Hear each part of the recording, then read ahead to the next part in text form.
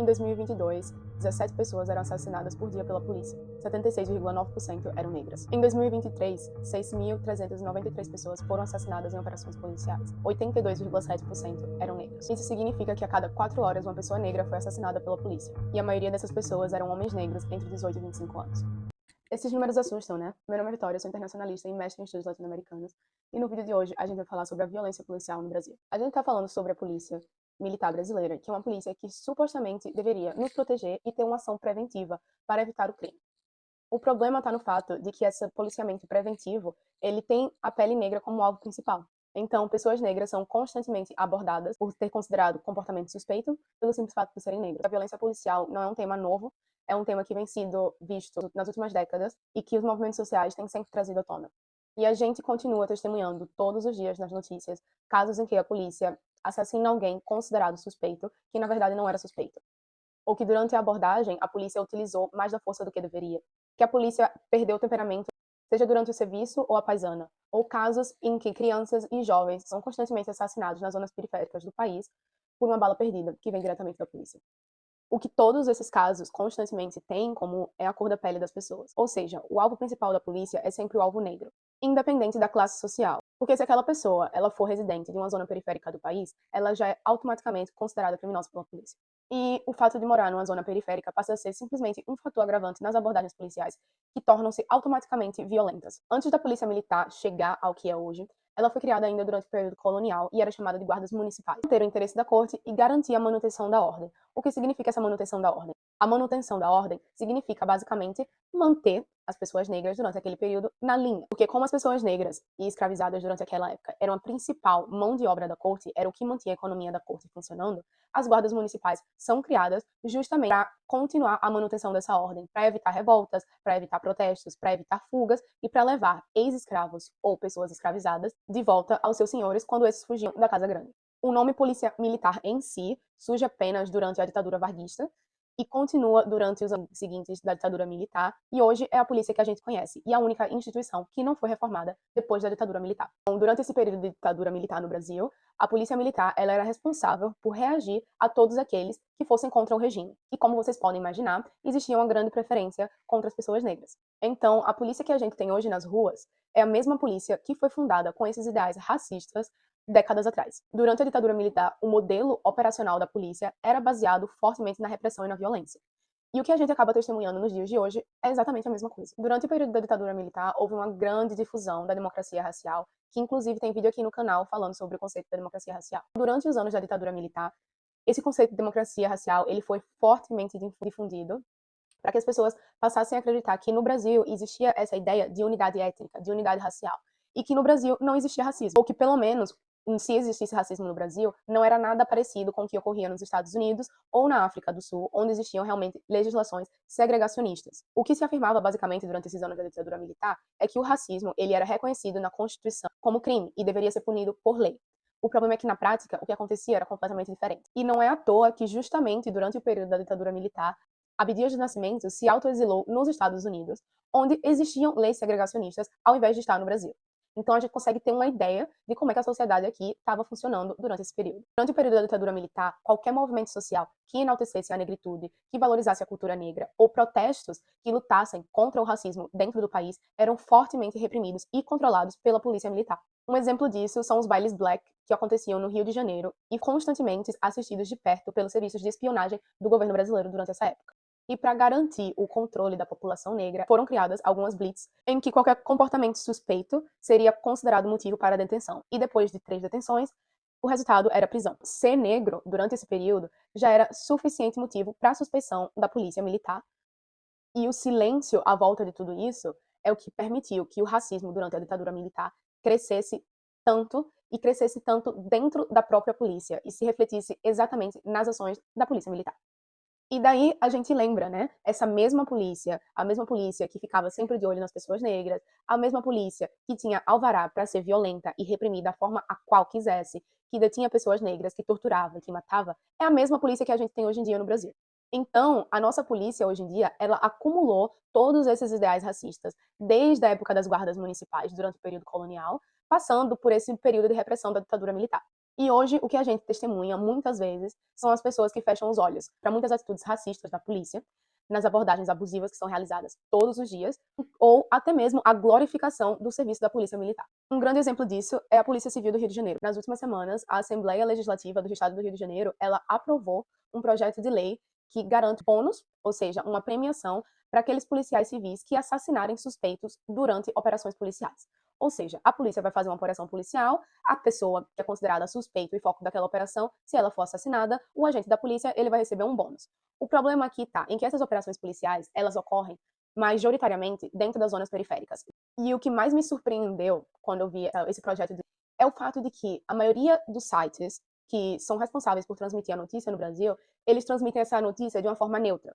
Eles não transmitem essa notícia demonstrando toda a problemática que envolve isso. Porque as operações policiais, elas já são conhecidas, tanto da Polícia Civil quanto da Polícia Militar, por resultar na morte de pessoas inocentes constantemente. Então a gente consegue ver todo o problema em volta da agência policial no Brasil, a partir do momento que notícias como essas são veiculadas como algo normal, algo natural, que está acontecendo, vai receber um bônus no salário se você matar alguém considerado suspeito. Ainda durante o período da ditadura militar, é quando surge o movimento negro unificado, que resiste até hoje. E o movimento negro unificado, ele surgiu durante esse período justamente por dois casos muito emblemáticos de violência contra pessoas negras no país. E um desses casos, que é o caso de Robson, ele fala justamente sobre a violência policial. Robson supostamente estava roubando frutas de um caminhão e a polícia recebeu uma denúncia, levou ele para detenção, torturou e mais tarde Robson ele vai morrer no hospital devido aos ferimentos que foram causados por conta da tortura policial. Esse caso e o caso de jovens negros que foram expulsos do clube Regatas de Tietê por serem negros. Estou trazendo esses casos de forma bem simples, só para vocês entenderem o que foi que culminou o nascimento do movimento negro unificado, como a gente conhece nos dias de hoje. E foi justamente por conta desses casos e por conta de várias questões que são trazidas no programa de ação do MNU, que no dia 7 de julho de 1978, nas escadas do Teatro Municipal de São Paulo, se uniram cerca de 2.000 pessoas durante um período de repressão extrema no país para lutar contra a violência policial e contra o racismo nas suas mais diferentes formas de manifestação. O MNU, durante esses protestos e durante a sua luta contra a violência policial, que dura até os dias de hoje, ele em nenhum momento questionou a inocência de Robson ou não, porque independente se ele tenha roubado as frutas ou não tenha roubado as frutas, a polícia e o Estado em si não têm o direito de tirar a vida de uma pessoa dessa forma. No programa de ação do MNU, eles abordam justamente essa questão, e eu vou ler aqui um pedacinho para vocês. No Brasil, o Estado não cumpre as funções sociais que justificam a sua existência. O dever de assegurar ao cidadão o acesso à moradia, escolas, postos de saúde, saneamento básico, transporte e lazer foi abandonado em favor da repressão, forma de relação arbitrária entre o Estado e os setores explorados da sociedade, negros em sua grande maioria. O melhor exemplo disto são as ações da polícia e dos grupos de extermínio sob sua proteção, que em todo o país atingem o povo negro, com ostensiva e impressionante impunidade. Mesmo uma rápida consulta às páginas policiais dos jornais comprova essa afirmação.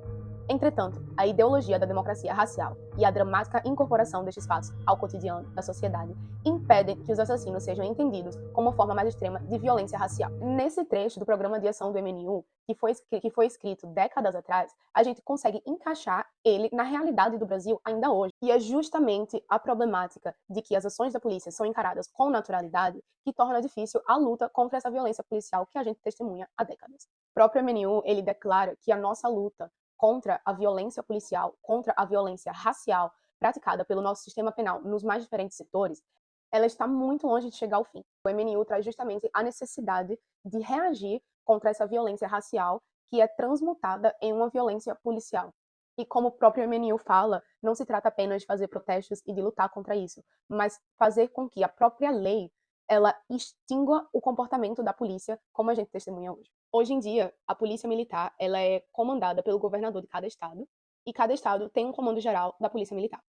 Polícia militar essa, que no papel é responsável por prevenir e conter a criminalidade em nome da ordem e da segurança. E é muito engraçado falar sobre a polícia militar como um órgão responsável pela manutenção da ordem e da segurança, porque numa pesquisa realizada aqui no Brasil, a gente vê que mais de metade da população brasileira não se sente segura com a polícia nas ruas. Que, na verdade, essas pessoas, elas têm medo da polícia, que supostamente está ali para nos proteger. Então, a gente está falando sobre uma polícia militarizada desde a sua fundação até os dias de hoje. E uma polícia que foi construída com ideais racistas e para conter o povo negro desde a sua origem. E a consequência disso é o que a gente testemunha todos os dias, de jovens negros serem constantemente abordados por terem um comportamento suspeito que é ser negro. É imprescindível que a gente reconheça a essencialidade de políticas públicas para controlar a forma que a polícia militar age hoje em dia no Brasil. Então, são projetos de lei, como o que foi citado no início desse vídeo, que não deveriam ser autorizados. É obrigatoriedade no uso de câmeras corporais que deveria ser aplicada a todos os estados brasileiros. Porque, por exemplo, no estado da Bahia, os batalhões militares mais violentos, eles não utilizam câmeras corporais. Em números recentes, de mais de 1.000 câmeras disponibilizadas para serem utilizadas nas operações no estado da Bahia, apenas 95 câmeras estavam sendo utilizadas. A utilização de câmeras é uma medida que, inicialmente, ela pode alterar e muito os números que a gente vem testemunhando nos últimos anos. Porque é muito mais difícil você assassinar uma pessoa com a justificativa de que existia um comportamento suspeito se você tem uma câmera registrando exatamente passo a passo daquela operação. Uma câmera que registre se você realmente abordou aquela pessoa da forma que deveria ter sido feita, se você pediu o documento de identificação como deveria ser feito, se aquela pessoa reagiu, se a violência empregada durante aquela ação, ela foi proporcional. Então, o uso de câmeras, ela dificulta em muito a impunidade nos casos de violência praticada pela polícia. Ao mesmo tempo, a gente precisa falar também sobre o investimento no Brasil de uma educação antirracista, de uma educação que seja aplicada tanto em escolas públicas quanto em escolas privadas e que desde cedo a gente possa aprender de que forma o racismo ele se manifesta no nosso país, quais as instituições que são maiores responsáveis pela propagação do racismo, de que forma a gente pode lutar contra isso, para que uma consciência racial ela seja construída não apenas para pessoas negras, mas também para pessoas brancas desde cedo, para que as pessoas que no futuro vão ser adultos e que vão fazer parte da polícia, que vão servir dentro da polícia militar, que elas possam não trazer esses ideais racistas para dentro dessa instituição. Não só isso, mas uma opção ainda melhor do que investir em pessoas que vão ser policiais militares é o projeto e os movimentos sociais que lutam justamente pela desmilitarização da polícia. Então, a gente não está falando sobre o fim da polícia. Não é que a polícia ela vai deixar de existir, mas é que a polícia militar em si, ela é uma polícia que age de forma repressiva, com uma repressão extremamente violenta. E a gente está vendo que isso não está funcionando. A gente tem mais de metade da população que não confia na polícia, que tem medo da polícia. A gente tem inúmeros casos de pessoas inocentes que são assassinadas em operações policiais e de pessoas que são vítimas de violência policial por comportamento suspeito que não tem nenhuma relação com crimes que eles estão buscando os suspeitos relacionados. Então, falar sobre a desmilitarização da polícia é falar sobre a formação de uma polícia civil, da presença de uma polícia civil nas ruas e não de uma polícia militar. E mais uma vez, a educação antirracista, ela não é simplesmente uma opção, ela é essencial para que a formação desses agentes policiais, ela não seja banhada em ideais racistas. E mesmo que não seja uma polícia militarizada, que a polícia ela saiba como abordar as pessoas sem o uso abusivo de violência. Ou que ela saiba que não é o simples fato de uma pessoa ser negra que ela é suspeita. A desmilitarização significa extinguir a militarização dos treinos da polícia em si, e dessa forma, a polícia ela aprenderia a reduzir os danos nas abordagens policiais e ser uma polícia que trabalha mais com a mediação, reduzindo os danos nessas operações. Então, basicamente, é reformar a polícia militar como a gente conhece, extinguindo esse componente militar da polícia em si. É preciso que a gente tenha consciência sobre esse assunto e reconheça que a violência da policial ela é um resultado direto da violência racial no nosso país e da forma que o racismo ele se manifesta no Brasil, de forma silenciosa e extremamente presente dentro das nossas instituições. É preciso lutar, é preciso se unir aos movimentos sociais, é preciso trazer luz a esse assunto, porque todos os dias a gente vê notícias sobre a violência da polícia. Todos os dias, toda semana, tem uma criança, pelo menos uma criança que morre no país pelas mãos da polícia. A ideia de uma polícia que promova a paz e reduza a violência não deveria ser só uma ideia. E essa proposta de desmilitarização da polícia, não sou eu que estou falando, não é uma proposta recente. É uma proposta que existe desde o ano de 2013 e tem sido constantemente debatida ao lado dos movimentos sociais que lutam pelo fim da violência policial, que é uma reflexão da violência racial no nosso país. Mas, infelizmente, essa proposta de emenda à Constituição, ela foi arquivada em 2018. Então, eu vivo na esperança de que um dia a gente possa testemunhar uma polícia que tenha um julgamento neutro e que seja realmente uma polícia que reduza danos e promova a ordem e a segurança no nosso país, e não uma polícia que mira e atira nas costas da população negra. Eu espero que esse vídeo tenha permitido você aprender um pouco mais sobre a violência policial no nosso país, e eu te vejo aqui no próximo vídeo. Tchauzinho!